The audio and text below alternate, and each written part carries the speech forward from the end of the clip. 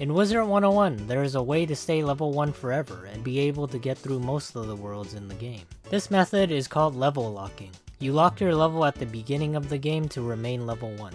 You still accumulate the experience from quests, it just doesn't level you up. So far in the series, I've beaten Wizard City and Crocotopia. The next world on my sights is Marleybone, a world that is always night and home to nocturnal old-fashioned dogs that can't sleep at 3 AM. Now I recommend watching me beat Crocotopia and Wizard City at level 1 if you haven't, since they all tie in together. In preparation for this world, I decided to improve my pet that I had before, with a new pet that had better talents. Fair change. So if you do attempt this challenge, most of your stats are gonna come from your pet.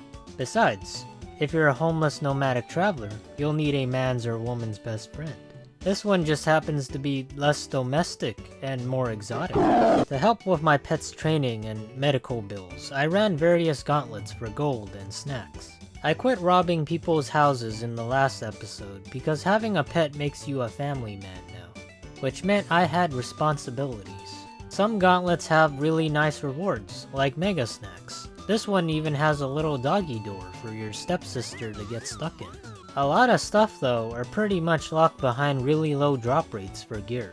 It sucks, but we need the gear to survive.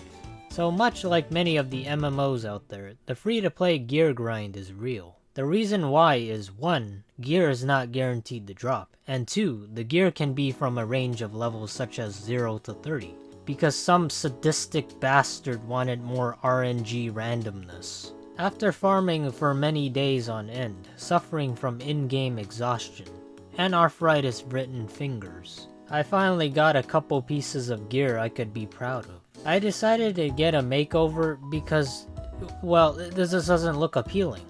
It's like trying to piece together an outfit for Halloween out of a bargain bin of discarded garbage. So instead of piecing together garbage, I got myself a dapper piece of attire. And with my new pet, I was ready for what lied ahead of me. Kind of. In continuation from last time, I had given a dog empire the market share they sought from drug addicts. I was invited over by them to solve their problems as a neutral third party. The ongoing feud between the cats and the dogs are a story as old as the hairs on Ambrose's ballsack. The first area I went to was called Digmore Station. Here I met with the legendary Shitshock Homeless, known for his skills in calling a young wizard boy to help him. After his brief words of encouragement, I entered the very first hostile area of Marleybone, Hyde Park. I talked with an old dog lady in the middle of the night, and I was suddenly ambushed by a hooded homeless guy trying to steal my drip.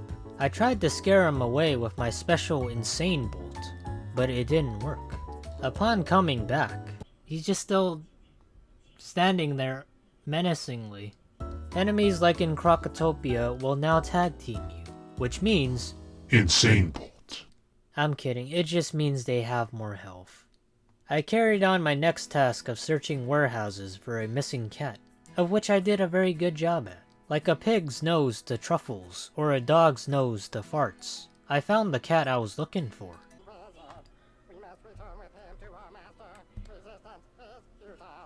Resistance is futile. Sorry, I just had to do that. As always, Insane Bolt made everything a breeze so far. Although I made short work of my enemies with Insane Bolt, they managed to escape with the cat. I took to the streets of Chestnut Court in search, and found nothing but muscular street thugs with their skinny sidekicks.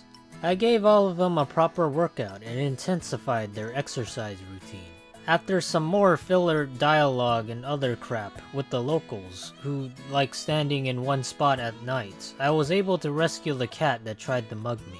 Going back to that shitty detective who made me do all the work, my next course of action was to head into Ironworks, which has nothing to do with iron, and more to do with a rat infestation. I didn't really care what they were doing in there, so I just laid waste to everything in my path. Now, besides Insane Bolt, there were plenty of treasure cards, or trash cards that I obtained from various housing gauntlets, like a Stormbird, and Insane. Unfortunately, there was a cowardly cat locked away by a metal door which could be opened by Insane Bolt. Various goons had to be electrocuted for this password. After the door was open, I eliminated the leader of the cats, stopping any and all rivalry with the dogs. Before continuing onward, I took a pit stop to learn a new spell called the Care Bear Surprise. It has a 50% chance of turning you into the authorities for committing bestiality, and the other half is just mauling your enemies with its paws. For the most part though, I'm still sticking with Insane Bolt because of the huge damage difference. I got back to Marleybone to help the dogs, and we later discovered that a large naked mole rat had escaped from their local prison. I tried to wrangle up the rat, but it proved futile as he was aided by Casper, the green ghost, and a severely ill old man who got lost. Luckily, I was there to make sure both parties passed on to their final destination. Although it had escaped the clutches of my storm powers, I was determined to find this rat, as it had a bolt with its name on it. I destroyed the streets of Marleybone looking for any signs to point me towards this rat's direction. This included Jack, the ass ripper. I need to. It goes without saying that... Okay, alright. I guess we gotta teach you this lesson again. According to the clues I uncovered, and the obvious broken jail cell with a hole in the wall, I was 100% certain this was where I could find the rat's nest.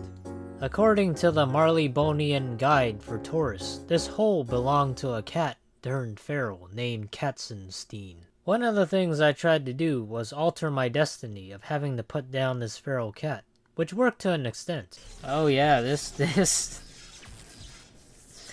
Yeah, he can't even stop me. I'm just doing it without his permission. Ah, God. Okay, there we go. We're on the tips of the lightning edge here. Must get to. See? I told you, go. Nice. Oh, wait. God. Ah. We have to defeat him. Alright, well. That sucks. It was foolproof. Oh, he's frozen in place. But the gods above said no. The floor also decided to light up like a disco nightclub, if it was seizure-inducing. What's going on here? We set up the dance floor, that's what's going on here. Having to hear it unexpectedly. You guys gotta have confidence. You guys didn't believe hard enough, okay? We underbelieved to a point where I had a 1% chance to critical, and it hit me instead. Did I break the game? I'm supposed to talk to this clockwork, but it's not working. Oh my god. Don't tell me. I have to do this again. No way. Oh my god. After walking the lonely streets of Marleybone again, this time I made sure to do it right. Just like how many lives a cat has, it took that many insane bolts to take it down, but also go insane in the process. An electrified wooden dummy told me the location of where I could find the rat. Alright Rainbow, we'll do this secret boss just for you. That 100% skill coming in real hot. Easy dubs. And you guys see that? He liked his ass kicking so much he came for second helpings. I went to the museum, and as it turns out, the rat bastard broke the main elevator to the tower. So I had to go through 2 maintenance rooms up several flights of stairs to fix it. Wait, I got an idea. So who says I have to defeat him in one shot? What if I just defeat 2 of these first? And then I'll defeat the main boss, like Mano y Mano. See guys, you gotta think smarter, not harder. You might think it's the coward's way out, but this is the ultimate strategy. You just gotta master it. What the fuck? Much like the main elevator, the maintenance rooms also broke. It took me about an hour or so and multiple insane bolts to get over this. Now the rat, though, was crafty.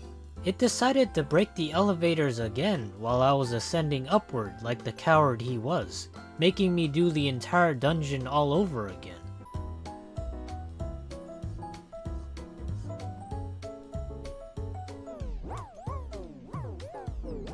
I tried using some ancient locksmithing techniques, as well as some modern ones. Open up! FBI! Tuh! Open sesame! But it didn't work. As I ascended upwards over and over, and over and over, and over, and over, I mowed down various enemies that stood in my way. At last, I had made it to the final level. Not much for sightseeing, since there was an ugly view in my way. To give respect like I've done with all final bosses, I didn't insane bolt him. Use your secret special attack. Spiky Club Smash. Because sharing is caring, I brought out the Care Bear to share the pain of doing this challenge. Returning to Ambrose, I had been crowned the errand paperboy of Marleybone, because I had delivered insane bolts to all its residents. So can I beat Marleybone at level 1? Yes. Can you do it? I don't know. Anyways, subscribing is just a click away. If you want some people to talk to, or want to play on a Minecraft server or Civilization, come join my Discord. It's full of some dedicated and wonderful people. Other than that, take care, and I'll see you guys.